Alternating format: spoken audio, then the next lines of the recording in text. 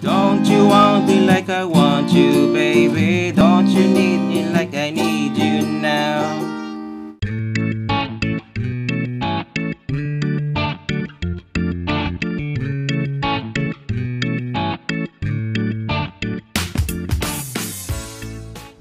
Hello guys, welcome sa ating bagong video tutorial. Ang tuturo natin sa inyo ngayon ay yung no capo version ng kantang APT ni Rosé at Bruno Mars. Okay? So ito guys yung no capo version, no? So kung nahirapan kayo sa mga bar chords, don't worry. Meron tayong ginawang super easy version nito. Puntahan nyo lang sa isang video natin. Type nyo lang dyan sa search yung APT. Tapos lagyan nyo ng ASCII para lumabas yung isang video. Okay? So, yan. So, kung gusto guys makita yung full chords ito na may kasamang lyrics, check nyo lang yung ating website, yung askchords.com, andyan sa pin comment natin sa baba. Okay, so paparinig ko muna sa inyo guys yung kanyang verse para may idea kayo kung natuturo natin, ha? So, doon yung banda sa may kissy face, send the phone. So, yung banda, no? So, paano yon? So, yung mga chords natin guys, para sa verse ay C minor. Yan, yung C minor guys ay para siyang B minor, no? Pero pangatlong fret lang siya, okay? Tapos, ulitin nyo uli yun, C minor uli. Pero nilagyan ko ng asterisk para malaman nyo yung pagkakaiba ng strumming dyan banda, okay? So, C minor na may asterisk. Tapos, B flat. So, nilagyan ko ng 1, ibig sabihin, isang strum down lang yan dyan. No? So, 3 times yung gagawin yan guys. Pag nagawa nyo na 3 times, ay pupunta kayong C minor, tapos C minor uli. Okay? So, ganun siya guys, no? So, paano naman yung ating strumming pattern para sa mga verse? So, ganito lang siya. Isa-isay natin. Sa C minor, ganito ang gagawin nyo. Down, down, up, up, down. Ganun lang.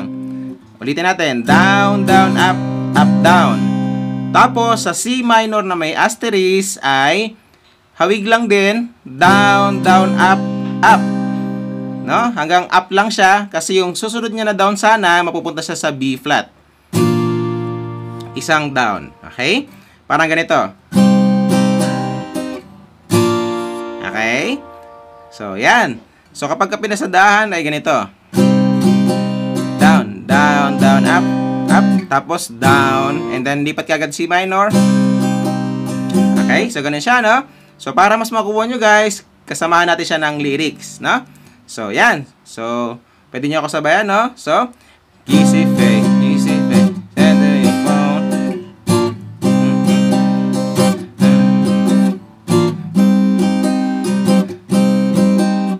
Tapos, pangatlo na, pupunta na kayo C minor. Tapos, C minor ulit. Okay? So, yan. So, ganun nakadali guys yung mga verse. So, after nun ay pupunta na tayong mga pre-chorus. So, doon na yung banda sa may don't you want me like you want you, baby. So, doon yung banda, no? So, paano yon? So, yung mga chords natin guys, para sa mga pre-chorus ay A flat. Yan, A flat. Yung A flat guys, para siyang F. Pero pang-apat na fret, no? Tapos pupunta tayong B flat. Tapos C minor. Tapos E flat. Yung E flat guys, ganyan siya, no? Para siyang B flat pero pang-anim na fret. So 1, 2, 3, 4, 5, 6. Pang-anim na fret. So E flat. So 2 times yung gagawin yan guys. Yung mga chords na yan sa pre-chorus. Tapos, pagdating guys sa pre-chorus, ang strumming pattern niya ay medyo mag-iiba lang naman pagdating sa lahat ng kanta na, lahat ng part. Ang naiba lang ay yung sa verse, pero lahat ng strumming pattern ay ganito na. So, halimbawa, naka-A flat kayo, kada chords ay down, down, up, down, up. Tapos, lipat ng chords, down, down, up, down, up. Okay? So, yan. So, para mas makuha nyo guys, kanta na natin siya para mas makuha nyo. Okay? So, don't you want me like I want you, baby? Don't you need me like I need you now? Sleep tomorrow, you're crazy. Oh, meet me at the... Okay? So, yan. So, ganun nakadali guys yung mga pre-chorus. So, after nun ay pupunta na tayo mga chorus. So, doon na yung banda sa may so, di ba na? So, paano yun? So, yung mga chords natin guys, para sa chorus ay A flat, tapos B flat, and then C minor, tapos E flat. Ayan.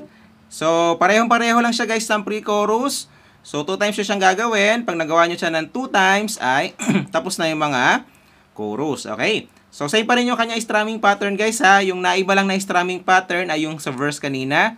Yung the rest, parehong-pareho na yan lahat. Okay? So, para mas makuha nyo, kantahan na natin siya. So,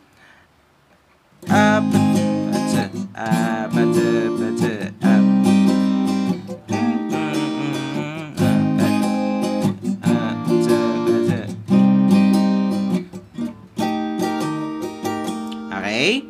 So, yan. So, ganun nakadalikis yung mga chorus. So, kapag nagawa nyo siya ng 2 times, ay tapos na yung mga chorus. So, after nun, ay pupunta na tayong verse uli. So, same pa rin yung mga chords niya kanina. Pagkatapos nun, ay pupunta kayong pre-chorus. Same pa rin yung mga chords niya. Chorus uli. Same pa rin yung mga chords niya. And then, after nun, ay meron siyang bridge. Okay? So, mga chords lang dun, guys, ay G, G, G, G. Bali, 4 na G. So, I recommend guys na yung power chords na G yung gamitin nyo. Pero pwede naman yung G na normal lang na ganyan. Pwede naman yung ganyan guys. Wala naman problema yon, no? Pero mas maganda yung tunog niya pag yung G na ganito. Okay? Pagkatapos nun ay pupunta kayong C minor, tapos B flat. Pagkatapos nun ay pupunta kayong E flat. Tapos, pupunta kayong C. Ayan. I suggest din guys na power chords yung gamitin nyo. Yung power chords ng C ay para siyang B flat pero pangatlong fret, no? Kesa sa, pwede namang C na normal lang din. Ganyan. Pero iba kasi yung tunog niya sa C na ganito, no? Para mas maganda siya pakinggan sa kanta na to. Okay? So, yan. So, 2 times yung gagawin yan guys. Yung second line ng mga chords. After nyo magawa ng 2 times ay tapos na yung mga bridge. So, after ng bridge, guys, ay pupunta na naman kayong pre-chorus. Yung don't you want me like pre-chorus, same pa rin yung mga chords niya. Tapos, chorus uli. Tapos, ulitin niya na uli yung chorus. And then, tapos na yung kanta. Okay? So, yan. So, pagsama-samahin nyo lang, guys, yung lahat ng tinuro natin at matutugtog nyo na yung buong kanta. Okay? So again, kung nahirapan kayo sa mga bar chords, puntahan nyo lang isang video natin. Sobrang dadali lang ng mga chords doon. Okay? So yan. So enjoy sa bago nyo matutugtog guys. Kita tayo sa next video natin. Bye!